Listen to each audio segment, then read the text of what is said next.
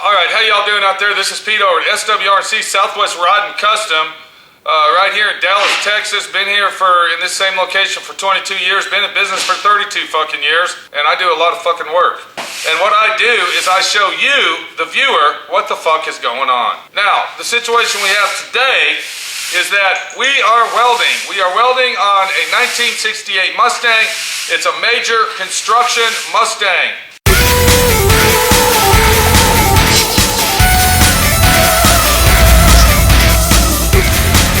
And there's a lot of you guys out there that are wanting or are restoring cars such as this Mustang here. Old classic cars, anywhere from, we're talking way back when, before my friend Pete was born, all the way up to today maybe. You might be restoring a car that is 2 or 3 years old. I don't know. You also might be doing collision repair.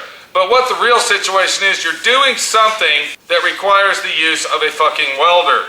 And that's what is going on today. My friend Pete is going to take you through the welding situation and what it takes to do a job like this and what you shouldn't use, if that makes any sense. Welcome to D.I.Y. Automotive School with my friend Pete and Minnie, the body shop girl. It's everything you need to know about cars and more.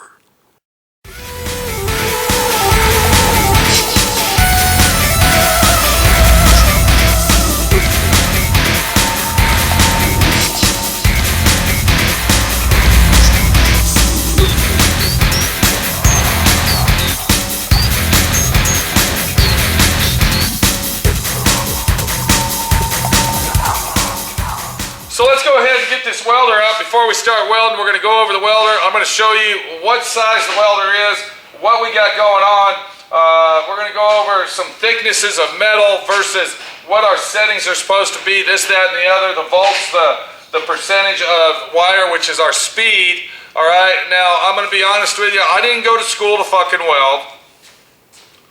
All right, I didn't go to some high-tech fucking VOAG school when I was in high school to learn all the fancy names of this, that, and the other. I'm a self-taught guy that self-taught, learned from my own mistakes, and I am going to go over it with you in street lingo, which means that the way that I say it might not pertain to the way the fucking unquote, quote, unquote, professional might say it.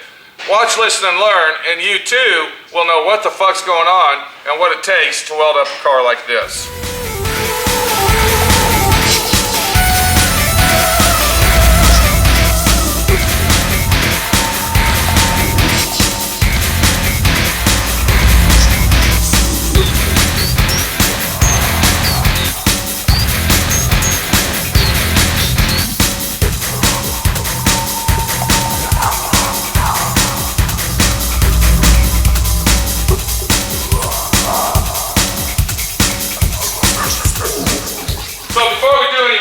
Let's drag the welder out here so we can get a good look at it.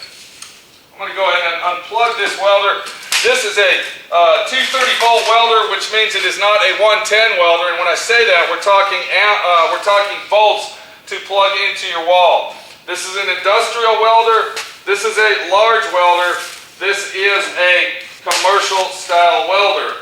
That doesn't mean that you, the homebody guy, can't use this fucking welder. Anybody can use this welder. And I'm going to show you how to use this welder. Alright, we got our welder now. If you look at the welder, you can see that it is a very large welder. That once again, this is a commercial style welder. This isn't the welder that you would buy over at where? Home Depot, for instance. This isn't one of those welders, or Harbor Freight. Alright, this is a commercial heavy duty welder. It's a very well known name brand. And believe it or not, my welder is how old? Isn't this what, 15 years old? 16? I bought it brand new. Okay. You don't remember when I bought it? No, I don't, Pete. Okay.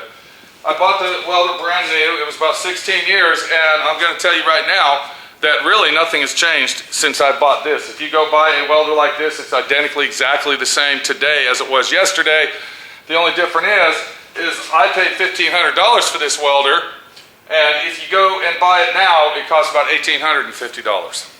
It's the same fucking thing. Exactly. All right, before we go over the welder itself, I want to go over some safety equipment and equipment that you should have with your welder at all times. The first thing is a good pair of leather gloves. Now, if you look at these gloves right here, they're high quality leather gloves.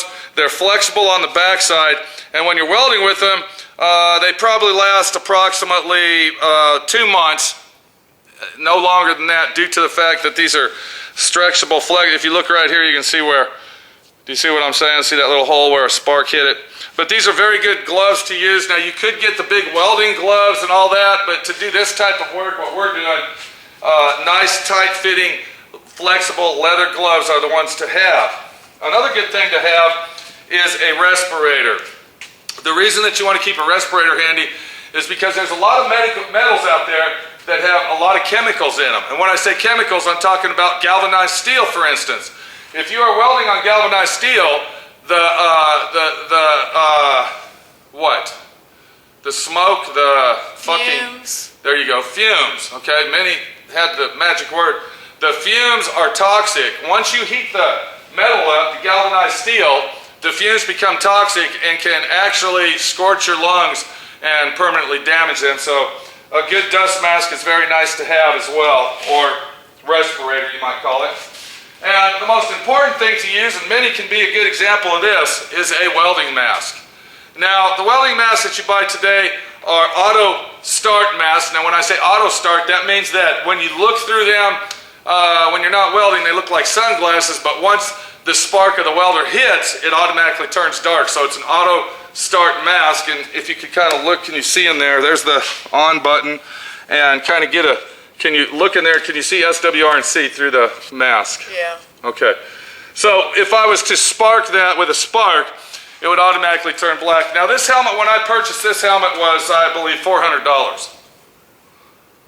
Now that was about 12 years ago. It's a speed glass. I don't even think that they make these anymore. But today you can go buy a helmet that's just as high quality as this for about $100. So always wear your helmet and make sure that you get a high quality helmet as well. Another thing that you're going to want, this is a fiberglass fireproof blanket. I'm not going to unfold it, but this is a good item to have when you're welding on a car like this, for instance, and let's say the glass is installed in it. This here is fireproof. You cover your glass with it, or possibly part of the interior, or some sort of anything that needs to be covered. This is a good item to have, a fireproof blanket. Now, a couple other items, and this is optional, depending on what kind of skin you have and how sensitive your skin is. These are called welding sleeves. And you can see the splatter, see that splatter right there? All right, that's from sparks hitting that. But you would wear these to protect yourself, just like this. All right, like if I was going to do some very, very heavy welding, we would go ahead and put our protective sleeve on, which is going to cover our skin and keep it from sunburning or what other kind of burning is that? Ultraviolet ray fucking burning type burn. Okay, so that's a good item to have right there. And then one more thing is the complete overall protective. This is the one I really like to wear the most. This is called a half coat. It's got full sleeves on it, and then of course the coat comes up to approximately here. You can see that right there. We're not going to put that on. But yeah, so protective wear is good to have, and protective equipment is your biggest concern when you are welding. Now that we've gone over that, let's go over the welder itself. Before we start welding, we are going to explain to you there are two different types of welding. There is a welding that requires very, very heavy gauge steel, and then there's a welding that requires such as this, sheet metal type welding and spot welding, stitch welding if you're restoring your car. There's different tips and nozzles to use for each one, and I'm going to show you those. All right, if we look right here, this is our welding tip. This is where the wire feeds through our tip of our gun, which is right here. So this would be our wire feed right here, and then down here is where our gas mixture would come out, and I'm going to show you the gas in a minute. But this is the nozzle, this is the tip where the gas comes out and then cools the wire down as it's being welded, because we are talking about MIG welders today. Now, the tip in question, I want to show you this here, if you look at this tip here, this is a smaller diameter than the one I have. Do you see the difference there, Minnie? One's bigger, one's littler. If you're going to work on a car and you are going to do a lot of spot welding and minute stitch welding, or you're going to weld on sheet metal such as our Mustang back here, you're going to want to get a tip such as this one here. If you notice, it's smaller in diameter and it is more compact. All right? The reason that is because it's going to concentrate on that very small area. Now, if you're going to do some very thick steel, such as half-inch steel, and you're going to run a big, giant, long bead, that's when you want to switch over to this nozzle right here. But for almost all automotive use welding, you're going to want to use the small nozzle. And then, of course, we got the tip one more time. The tip has to be designed for the wire you are using.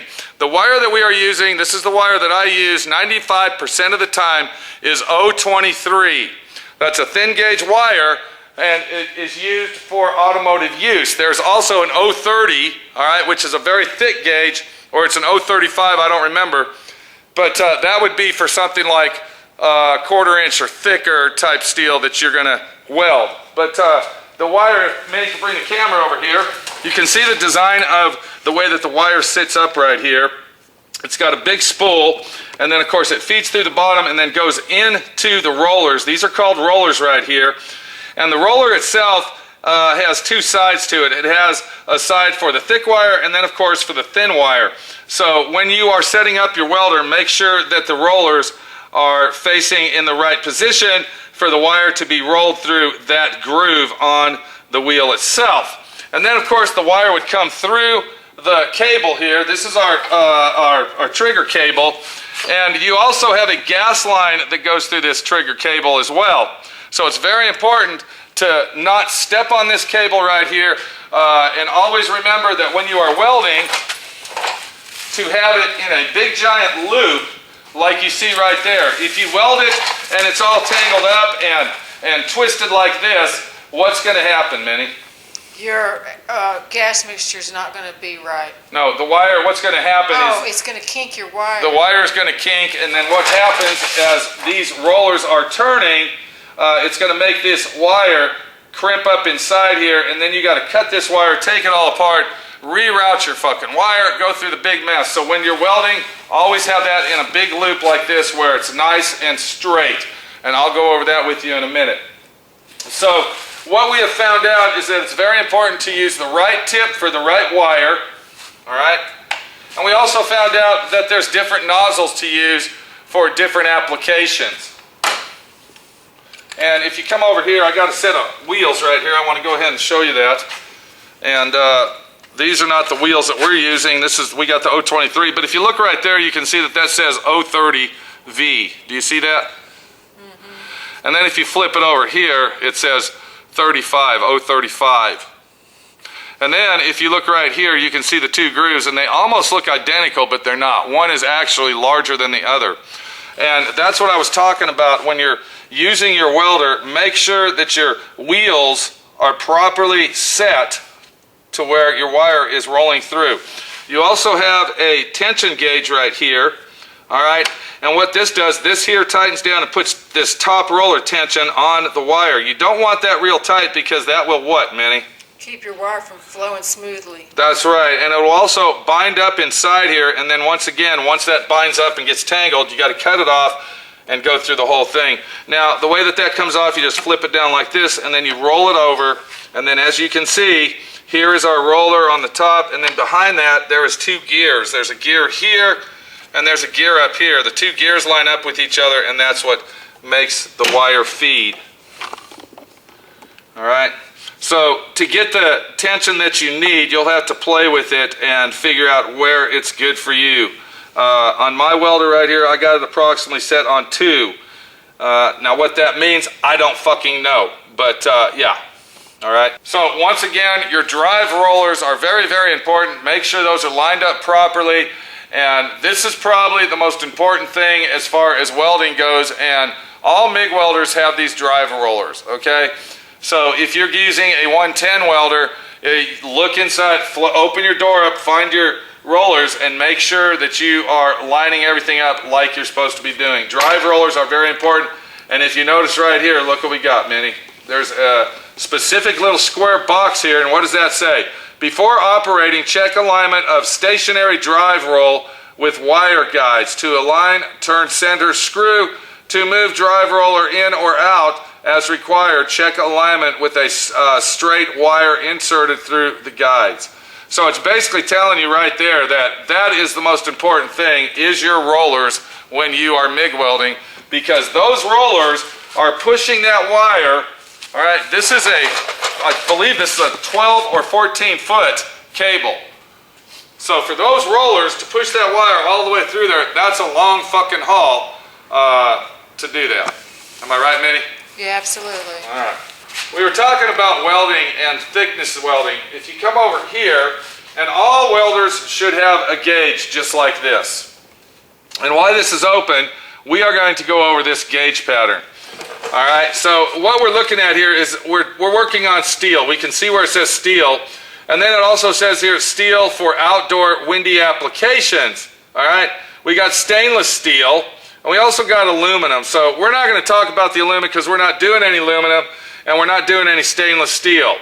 And we're not welding outside, and this also says Flux Core. All right, suggested wire. This is a Flux Core wire, and I believe the Flux Core, okay. And what the Flux Core is, the Flux Core wire is a wire that you would use without any type of gas at all. There's also another Flux Core wire right here. It's a 1T-1, and you would use gas with that one. We're not going to worry about this. All we're going to do is look at this section right here. All right. So if we are going to weld our steel, we come over to our diameter gauge, which is right here. And we are welding 18 gauge. Do you see that? So we would come down here. We're using 023 wire. We would set our gauge at 18, and then our speed would be 190. All right, before I turn the machine on, I want to show you that this percentage line right here, what that is telling us is how much wire is coming out. And then, of course, the V up here means voltage, all right? So the higher you turn that, the higher the volts are. And then, of course, it even says right here, wire speed, percentage of wire speed. Let's see what my friend Pete has his set at as we turn it on. All right, I'm working on 16, 18 gauge steel over here, between 20 and 16 gauge. And I have it set on 18.4. And then, of course, my wire speed is set on 287. Now, on our gauge here, it says to set it at, if I'm working on 18 gauge, what I want to do is set it on 190 using 023. Now the reason that I have this set the way that I have right here is because I am fluctuating from different thicknesses of metal. This piece of sheet metal right here might be thinner than the firewall or thicker. So what I do is I find myself a medium where I'm not going to penetrate far enough and burn holes into it, but then on the other hand, I'm getting a good penetration for it to weld and stick, if that makes any sense.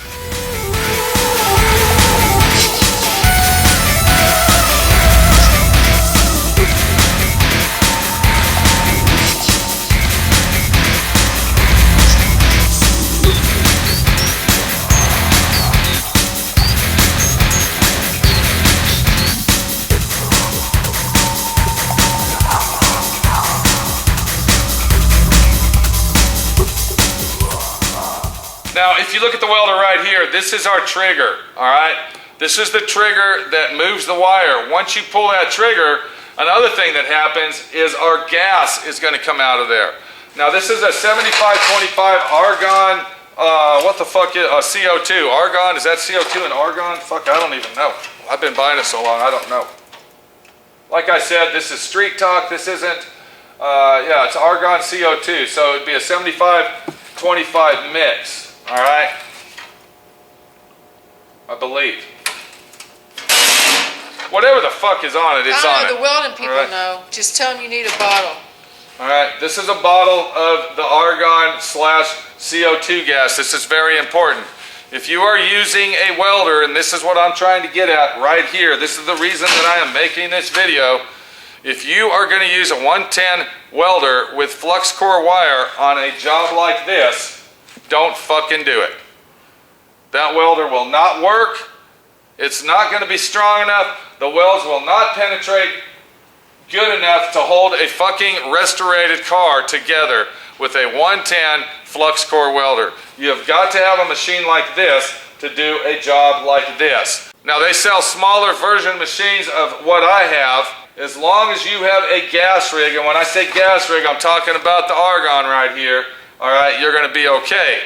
But it's very important, do not use a Flux Core welder, a non-gas welder, to restore a vehicle such as this. You shouldn't even use that anyway on working on a car. Flux Core wire is made for a fucking fence post. Am I right? It's made to use outside to keep your cows in the barn, for instance. Okay? To do a quality job on restoring a car or replacing a core support or welding a bracket onto your car, this is the fucking welder you're going to need.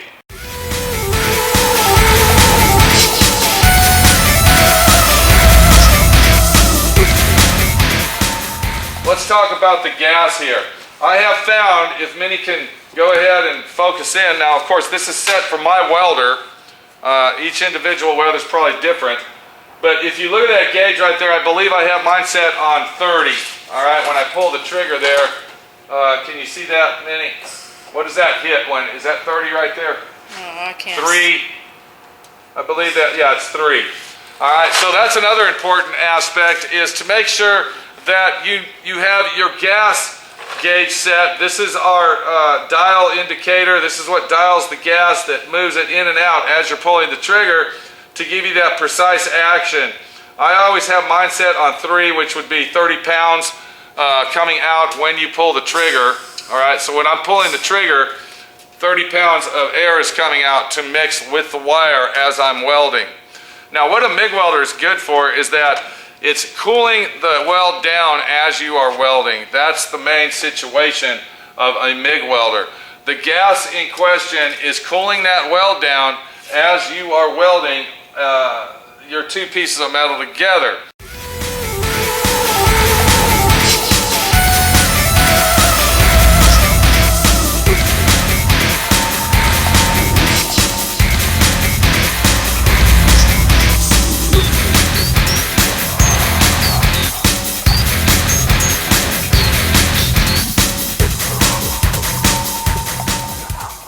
An arc welder doesn't do that, all right, and the thing that makes the MIG welder very popular is that when you're arc welding, after you get done welding, you got to take a hammer and chip it all loose to get all that slag and all that corrosion off that an arc welder creates. You don't have to do that with a MIG welder. The only thing you have to do is weld it on and grind it down. Let's go ahead and do some spot welds over here real quick just to give you a little example. And I guess that's all I can say is that this is the type of welder that you really need to focus on buying. And that MIG welding is really not that hard of a deal. It's not really that big of a deal. It just really is a deal that says, you know, you have to get off your ass and want to learn how to do it. Minnie used to know how to MIG weld. I don't know if she can now. I guess she could still pick it up if you wanted to, right? I don't like to do it. Why? It burns. Sparks will fly when you are welding. I burn the crap out of you. And one more thing it'll burn is your eyeballs. Am I right? That's a fact. And if anybody knows Do about not that, think that that little blue light is oh so pretty and you can watch it. do not watch when somebody is welding. Do not focus. You can stand 50 feet away and look at that light and it will burn your eyeballs. That's a fact, Jack. So don't think just because you're way down there at the end of the shop that you can look at that blue light because you like the way it looks.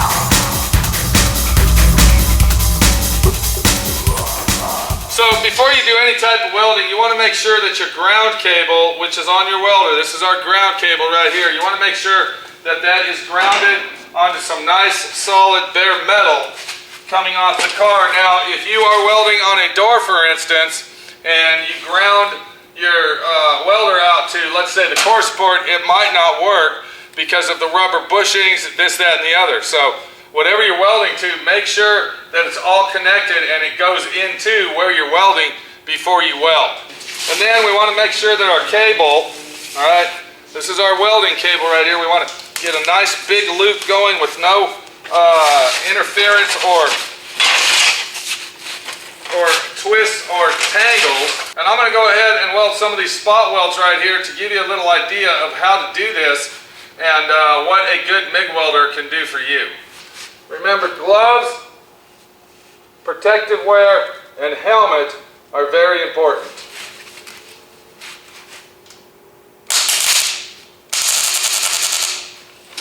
I want you to listen very closely to the weld as I'm welding. You want a constant pop. You don't want it to be an erratical pop. If it's an erratical pop, your settings on your welder are wrong, and you have to go in there and readjust the speed of your wire. That's important to make sure the speed matches the volts.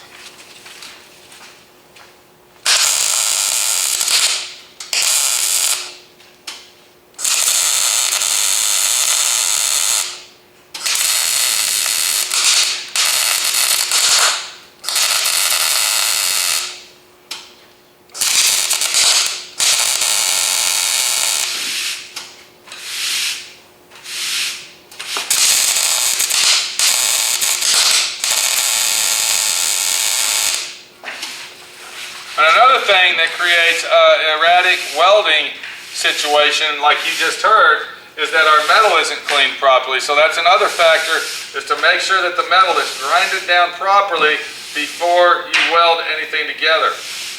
Welders don't work good when surfaces are painted.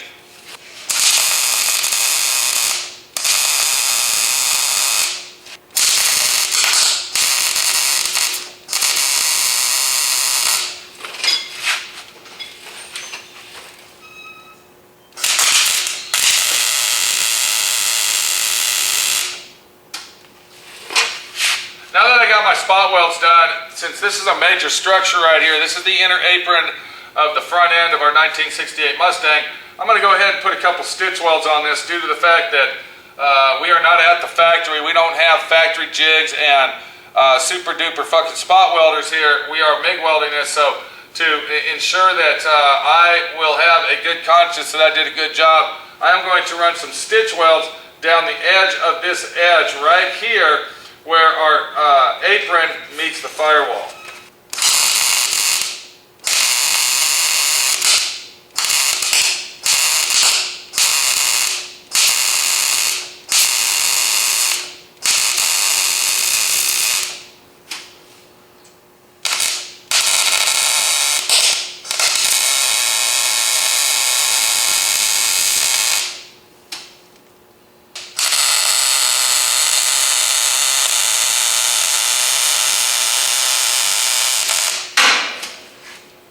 And now, by doing that, I have created a very strong weld, not just with my spot welds, but also with the stitch weld. So there's a little basic information for you about MIG welding and MIG welders and what you should have and use and the situations that might arise if you want to do this type of work or as a hobby.